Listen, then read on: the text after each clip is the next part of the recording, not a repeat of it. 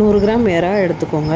அதில் உப்பு, மஞ்சத்தூள், மிளகாய்த்தூள் போட்டு ஊற வச்சு 10 நிமிஷம் கழித்து மிக்சியில் இப்படி போட்டு பல்ஸ் மோடில் எடுத்துக்கோங்க. 4 உருளைக்கிழங்கு வேக வச்சு எடுத்துக்கோங்க. ஒரு கடாயில் 2 ஸ்பூன் எண்ணெய் ஊற்றி சோம்பு போட்டு 1 ஸ்பூன் சோம்பு போட்டு ஒரு வெங்காயம் கட் பண்ணி போட்டு நல்லா வதக்கிக்கோங்க.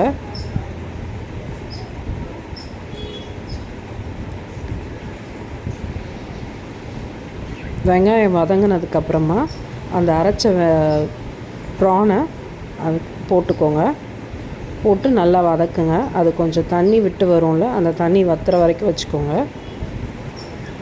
இதில் 1 ஸ்பூன் இஞ்சி பூண்டு பேஸ்ட் கலந்துக்கோங்க.